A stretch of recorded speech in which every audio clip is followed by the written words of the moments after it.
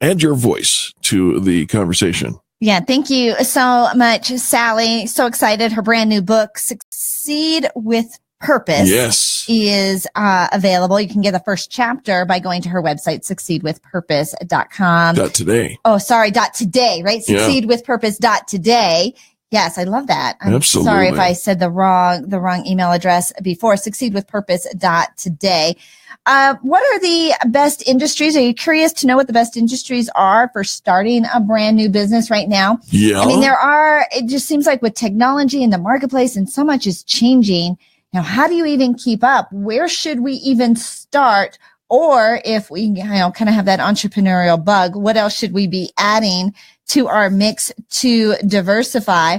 Well, some interviews with industry experts, investors, and entrepreneurs have made the case for these are the best industries for starting a brand new business in right now. It's interesting because the first one is something that I don't know that I've heard of, and not only have I not heard of, but I'm not sure I'm on board. But apparently, it's big. It's probably like in the South. So, have you been on an airplane and asked for water, and they bring it to you in a can? Have you seen that where they bring you a can of water? No. Yeah, I haven't. It's kind of weird because I don't know why. In my head, we've all been taught that water comes in plastic bottles. Right. But they will bring you a can of water. Okay. So imagine now if you were to ask for wine and they brought it to you in a can. What canned wine? Could you get, because now we're thinking this has to come in glass bottles, right? Plastic bottles to can, right. One thing. Glass bottles. For wine. For wine. Canned wine, they say, actually, jumped in U.S. sales, jumped to $32.3 million last year. That's up $29 million since 2014, according to Nielsen. And you know who's driving this? Millennials. They're accepting the new packaging. They're saying, you know what? Put it in a can. I'll open it and drink it. The product's the same. Right. It's just the delivery method. Yeah. And so I remember several years ago, I was talking with people in the wine business talking about a cork shortage. Remember the cork shortage? And this was a real thing, a real issue. And so, but packaging it, you don't want to get air in it. I don't know if I could drink wine out of a can like that. Or if I want to put it in, or if I would just pour it into a glass. Another area, if you're thinking of starting a new business right now, is disaster relief, right? All these disasters, man-made emergencies have increased the demand for services and has boosted startup funding.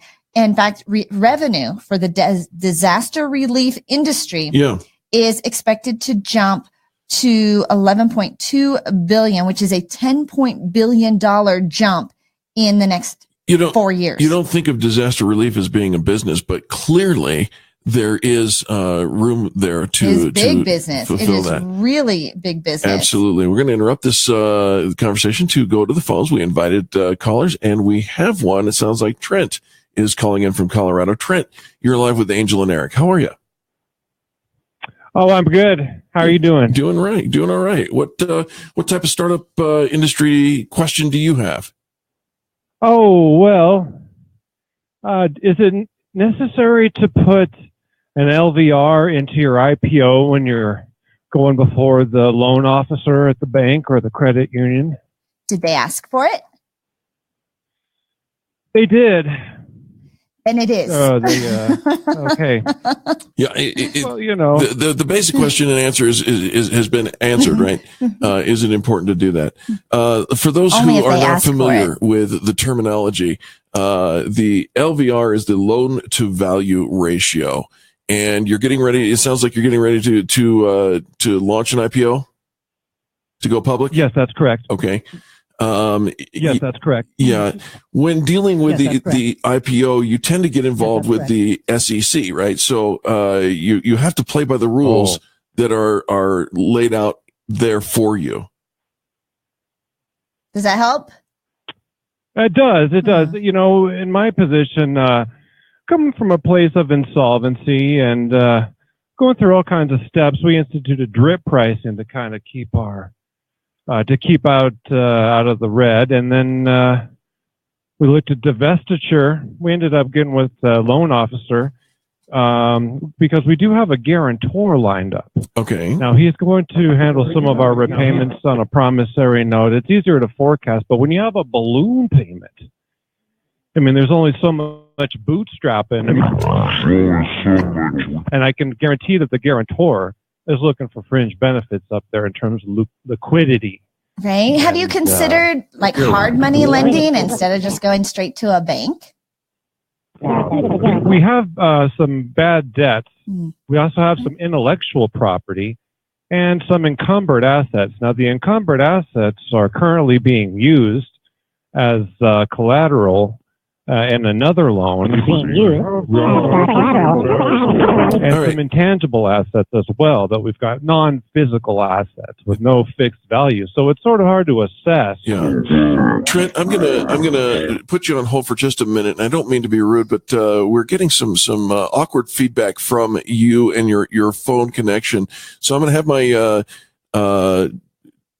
producer connect with you and make sure that you're on a landline and calling, because I apologize, but the feedback is significantly awkward.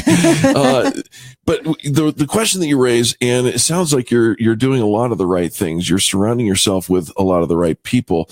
And I'm sure the question I want to know is what are you getting ready to launch? What are you working on? But beyond that, really interested to discover, do you have a legal team that is counseling you on this? It sounds like you're going in all those right directions. And so the initial question, do you have to have an LVR to do your IPO for the bank? If the bank asks for it, yes, you do. Just know that you have other options beside going to the bank, especially if you have some bad debt, or you're being creative in what you're holding up for collateral. There are some hard money lenders out there, and we have some resources we can direct you to if you want to send us an email at radio@experiencepros.com, radio@experiencepros.com, and ask us for our hard money lending resources. For a business, it's often a quicker, easier way to go other than going with a traditional bank when you've got some issues at hand. Good news is you do have a guarantor. I'm not sure how that works with a public offering, but I like where you're going a lot, Trent. Thank you for the call. We're going to take a quick break. When we come back, more positive business talk. This is Angel and Eric on the Experience Pros Radio Network.